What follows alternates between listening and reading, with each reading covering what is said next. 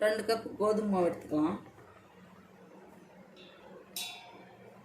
வேவிச்ச உருளைக்கிழங்கு 2 எடுத்து வச்சுருக்கிறேன். பெரிய கிழங்கா இருந்தால் 1 போதும், சின்னதாக இருக்கிறதுனால தான் 2 கிழங்கு. கோதுமை மாவில் இப்படி காய் சுரண்டியில் திருவி விட்டுக்கலாம். கொஞ்சம் கரம் மசாலா போட்டுடலாம். சிக்கன் மசாலா கொஞ்சம் மஞ்சத்தூள், துருவன இஞ்சி கொஞ்சம், இதுக்கு தேவையான அளவு உப்பு, கொஞ்சம் கொத்தமல்லி. இதெல்லாம் நல்லா கலந்து விடலாம்.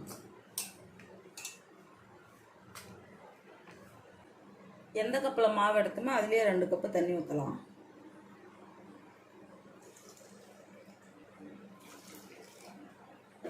இப்படி நல்லா கலந்து விடலாம்.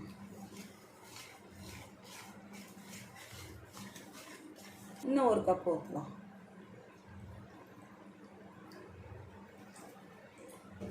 ரொம்ப கெட்டியாகவும் இருக்கக்கூடாது, ரொம்ப தண்ணியாட்டமும் இருக்கக்கூடாது. நம்ம தோசை மாவு பாத்திரத்துக்கே நல்லா கலக்கணும். அதாவது நாம் எடுத்த மாவுக்கு 3.5 கப்பு தண்ணி. 2 கப்பு கோதுமை மாவு எடுத்தோம், 2 உருளைக்கிழங்கு சேர்த்துருக்குது, அதனால் 3.5 கப்பு தண்ணி.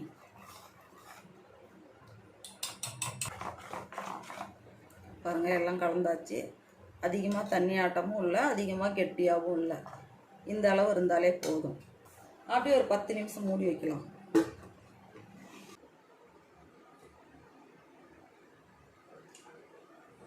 பெரிய வெங்காயம் கட் பண்ணணும்னு 1, அதுலேயே ஒரு 8 பல்லு பூண்டு, அதுலேயே 3 வரமிளகாய் அப்படியே போட்டு நல்லா வறுத்து எடுத்துக்கலாம். இதுலேயே 2 தக்காளி கட் பண்ணணும், அதையும் போட்டு வணக்கலாம். தக்காளி வதங்கிட்டு உப்பு போட்டுடலாம். அப்படியே ஒரு கொத்து கருவேப்பிலை போடலாம். பாருங்கள், தக்காளி வதங்கிடுச்சு. சட்னி ஆட்டி எடுத்துடலாம்.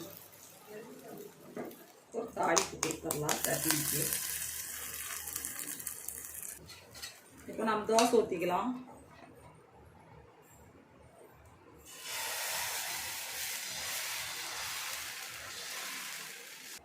எண்ணெய் விட்டுடலாம்.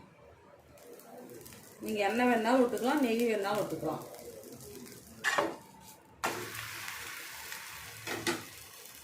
நம்ம ஒரே மாதிரி செஞ்சு சாப்பிட்றவங்க தோசை இப்படி செஞ்சு சாப்பிட்டு பாருங்கள், சாப்பிட்றதுக்கு ரொம்ப சூப்பராக இருக்கும். பாருங்கள், சாஃப்டாக இருக்குது. எடுத்துடலாம். பாருங்கள், நம்ம கோதுமை மாவோட உருளைக்கிழங்கு சேர்த்து செஞ்சுருக்குறோம். அதனால் இந்த தோசை சாப்பிட்றதுக்கு நல்லா சூப்பராக இருக்கும். இது போல் நீங்கள் ஒரு முறை செஞ்சு பாருங்கள். நம்ம என்ன ஒரே மாதிரி தான் செஞ்சிட்ருக்குறோம்.